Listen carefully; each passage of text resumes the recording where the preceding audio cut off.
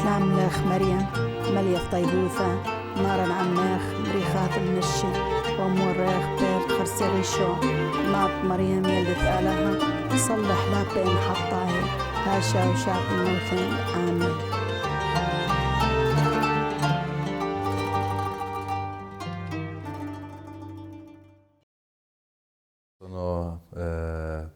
Soy el padre Bedros Marashlian. Soy de Alepo. Nací justamente en Alepo, una ciudad muy famosa después de la guerra que aconteció en Siria. Ingresé en el seminario con 14 años. Cuando terminé el bachillerato de letras, me fui al Líbano para un año de discernimiento vocacional y después me fui a Italia. En Italia estuve casi 6 años estudiando filosofía y teología.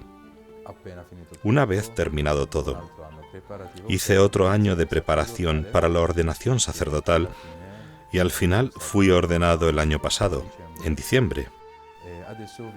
Ahora vivo en Armenia y esta ha sido mi primera misión durante este tiempo.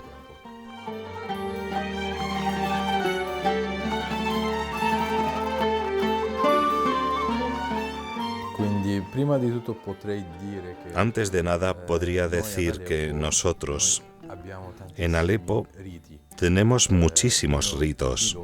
Uno de ellos es el rito armenio, al que yo pertenezco. Allí no se hace diferencia entre católicos, protestantes u ortodoxos, porque en Alepo somos minoría y entonces nos apoyamos mucho. Se entiende que son de otro rito cuando llega el momento del matrimonio, del bautismo de alguien, que siempre tiene que ir a su iglesia, a la de su rito. Por ejemplo, yo crecí entre los melquitas, los bizantinos, pero soy armenio. Entonces no se hace gran distinción. Lo importante es que eres cristiano, sin hacer estas diferencias. Y cuando decidí entrar en el seminario, me dijeron que los armenios tienen un seminario menor en Alepo. Y así fui allí a pasar los años de mi adolescencia en discernimiento vocacional, pero viviendo en el seminario menor. Entonces, viviendo allí la fe, también con los jóvenes, junto con mi familia, que es católica, y al mismo tiempo tener esta relación incluso con las demás religiones, tuve también la posibilidad de discernir a lo que el Señor me llama, si de verdad Él quiere que yo le sirva o no. Finalmente, tomé esta decisión y proseguí en el seminario mayor en el Líbano. Y dediqué más tiempo a mi vocación, al discernimiento, y eso me dio la posibilidad de ver otro ambiente más cristianizado, porque en el Líbano la mayoría eran cristiana.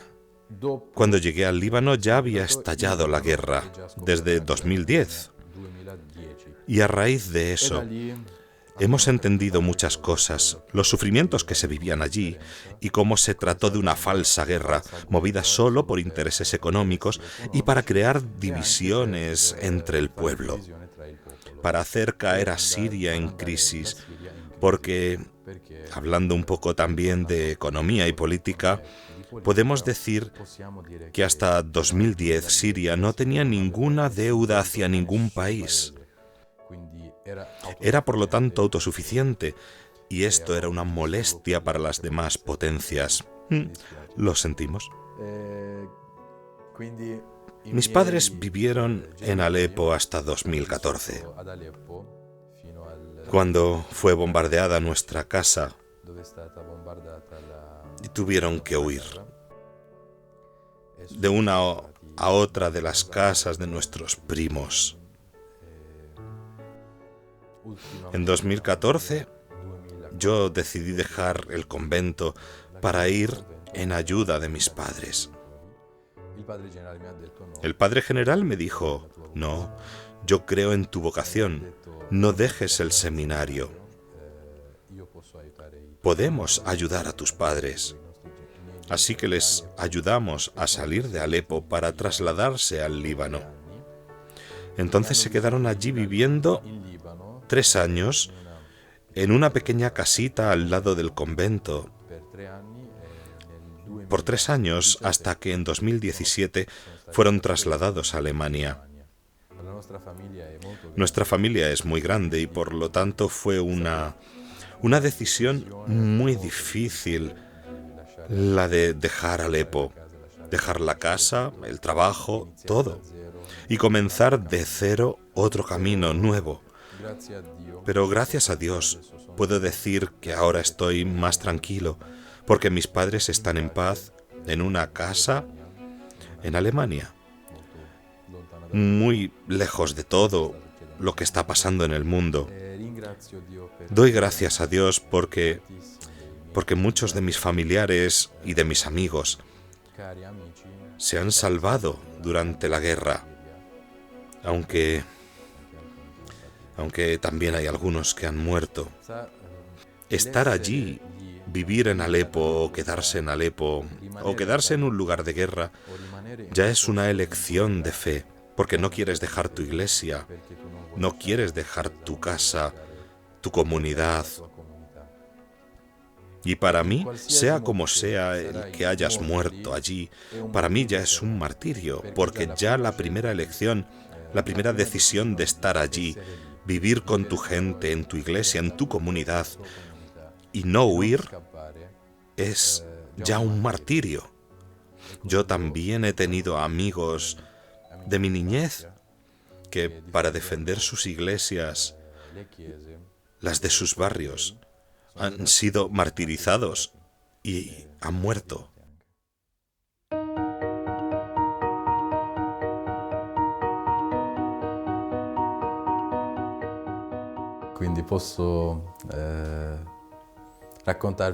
Puedo contaros una pequeña cosa que me ha pasado cuando salí por última vez de Alepo.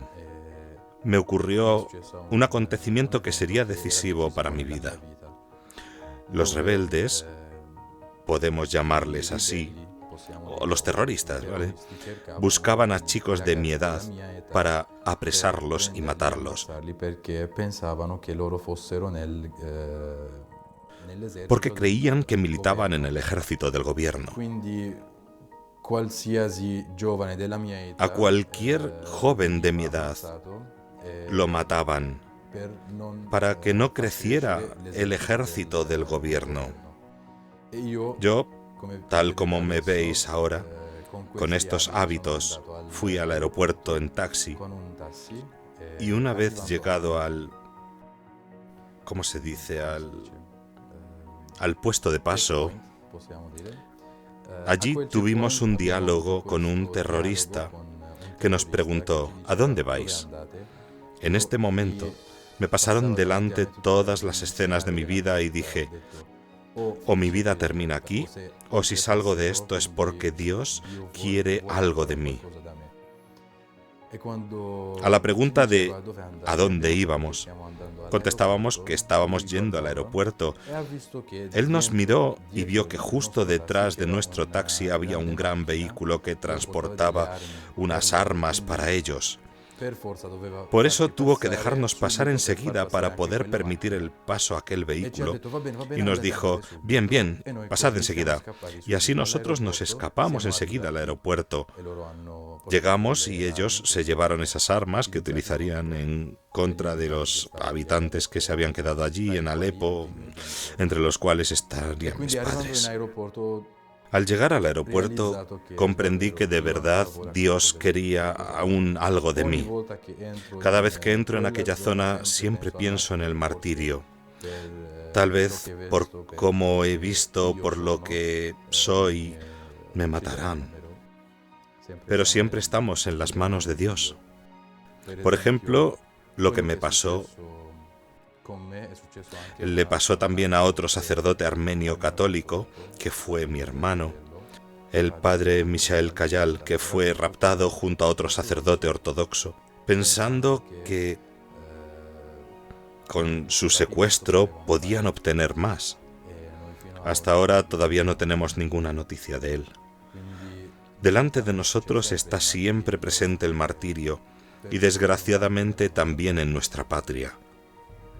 Pienso siempre en San Pedro, ya que llevo su nombre, cuando fue presentado como un sacrificio en nombre de su comunidad de Roma, cuando él se entregó a Nerón para que no muriera el resto de la gente.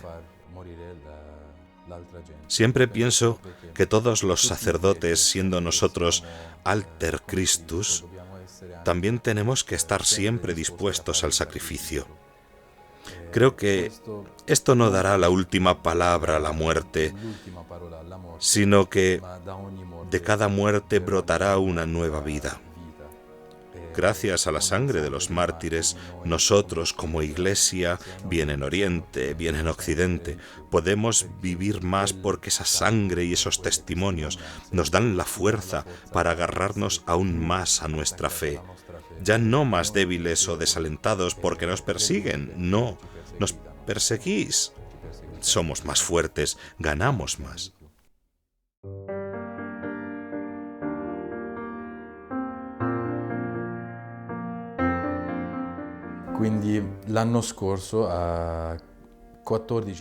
Pues el año pasado, el 14 de diciembre, fui ordenado sacerdote. Una semana después, celebré mi primera misa en Alepo. Y después de otras semanas salí en avión desde el Líbano a Armenia para emprender mi nuevo mandato, mi primera misión en Armenia. Me dieron una tarea en el seminario menor, como vicerrector, trabajando allí junto con los chicos de entre 15 a 20, 25 años. Desempeñamos esta actividad de educación y discernimiento vocacional también en la enseñanza media y en la superior. Por un periodo de 3 meses hemos podido mantener el contacto con los chicos y con las parroquias, pero después del virus, que bloqueó todo, tuvimos que parar todas las actividades parroquiales y el seminario. Tuvimos un poco de tiempo en que estuvimos parados y no podíamos hacer nada hasta llegar a agosto, cuando fue posible llamar otra vez a los chicos para que volviesen al seminario para un tiempo de educación y reanudar también otros cursos vocacionales. Seguidamente empezó la guerra en Armenia.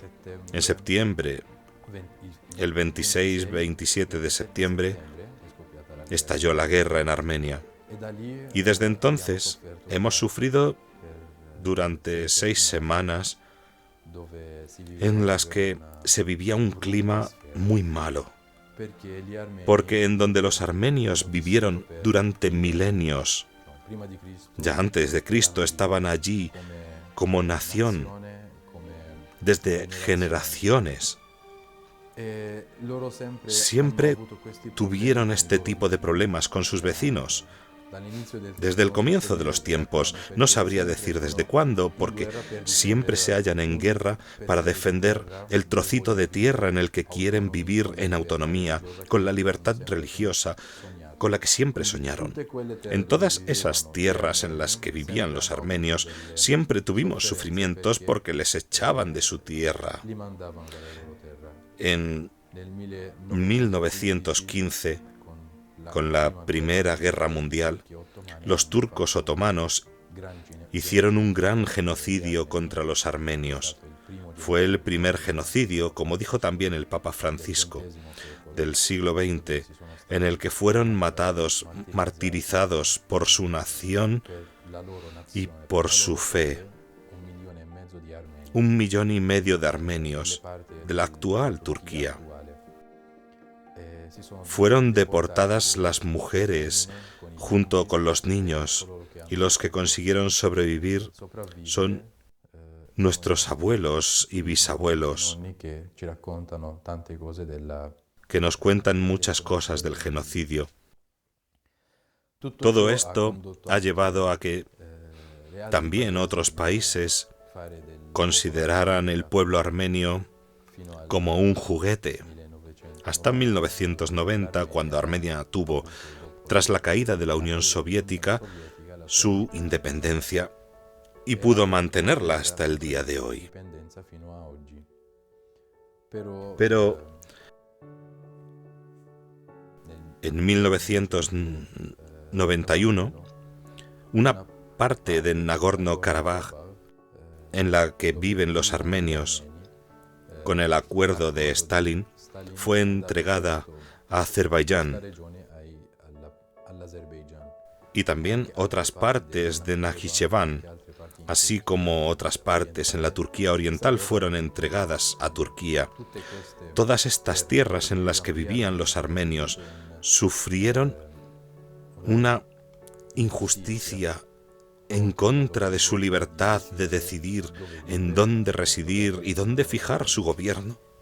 Después de esto, tuvieron el valor de hacer una revolución y crear un gobierno autónomo en Nagorno-Karabaj, hasta hace poco, cuando hubo el acuerdo del alto el fuego para acabar con esta guerra, pero a cambio de hacer padecer a los armenios el hecho de ceder sus tierras a Azerbaiyán,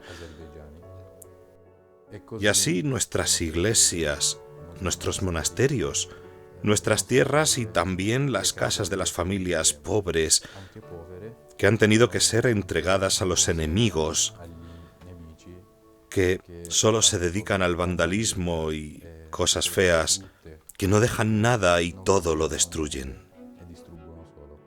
Por eso nosotros como iglesia, como pueblo, como fieles, estamos siempre en oración, sobre todo por nuestros amigos y por nuestra fe, para no perder la fe, porque nosotros la hacemos. Nosotros somos el cuerpo de Cristo, somos la iglesia. Lo que es importante es no ir a la muerte solo por morir, sino saber en qué hay que ceder y en qué tenemos que hacer para que gane nuestra vida. Porque siendo nosotros la iglesia, tenemos el derecho de vivir con nuestra libertad y nuestra autonomía como pueblo, como nación y como cristianos. Porque si yo, como sacerdote o como cristiano, no puedo defender mi monasterio, mi convento, mi iglesia en la que yo vivo, y tengo esta vida espiritual, estoy desertando. Digamos que ya no estoy adherido a mi fe, aunque yo con mi familia y con mi pueblo somos la iglesia, somos el cuerpo de Cristo, pero este cuerpo de Cristo también tiene su casa, la casa de Dios, y si no se la puede defender, a veces incluso con las armas, estamos entregándolo todo al demonio. Cuando hay un peligro, mi iglesia, yo puedo asegurar que los orientales siempre están listos para defender sus riquezas, sus tradiciones y en especial sus iglesias. Por lo tanto, yo no puedo decir que estamos haciendo unas cruzadas, sino que estamos defendiendo nuestras casas. Yo vivo en esta casa, que es la casa de Dios, y por eso es también mi casa, y si yo no la defiendo, ¿quién la va a defender?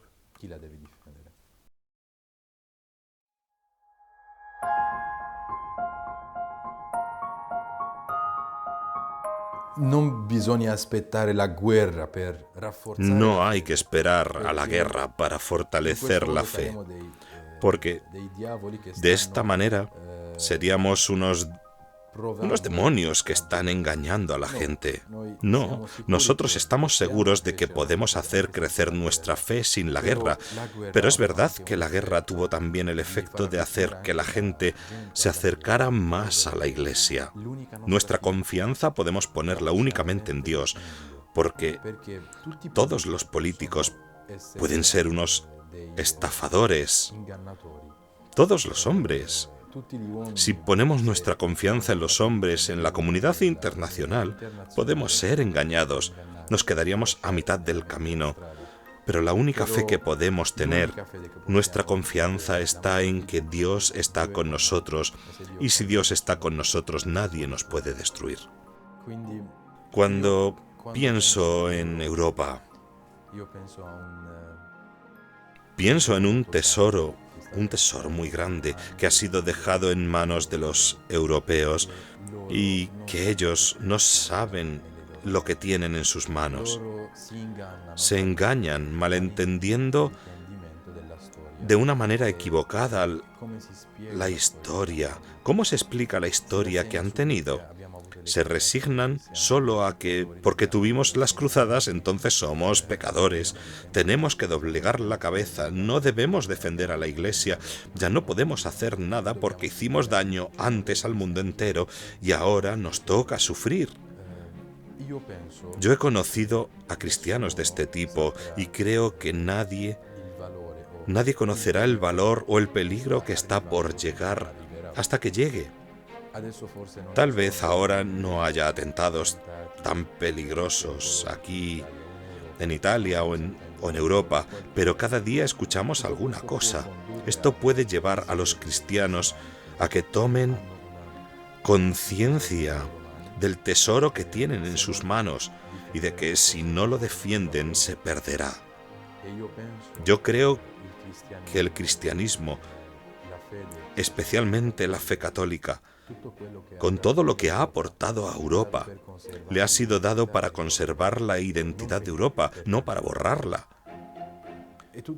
Todo esto depende de cómo vive cada uno su fe y de cómo vive su identidad. Yo no soy nacionalista y tampoco soy ateo y no puedo alejarme de lo que es mi nación y mi identidad. Todo esto tiene que estar relacionado. Si alguien quiere defender su nación, el significado de su ser tiene que conocer lo que le ha sido dado en heredad.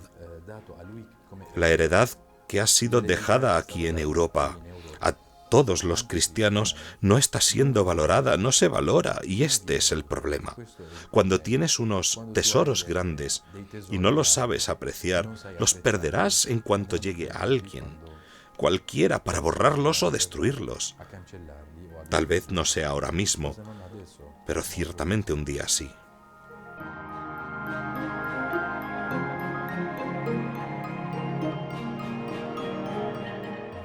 Rezad, porque solo la oración puede cambiar muchas cosas en este mundo de hoy. No lo creo por haberlo estudiado, no lo creo porque me lo ha dicho mi abuela, que es verdad, sino que lo creo porque lo he vivido. Con la oración se puede ganar en tantas cosas, en tantas dificultades. Especialmente si perseveramos en la oración, Dios verá nuestra fidelidad. Si Dios está con nosotros, nadie nos puede destruir.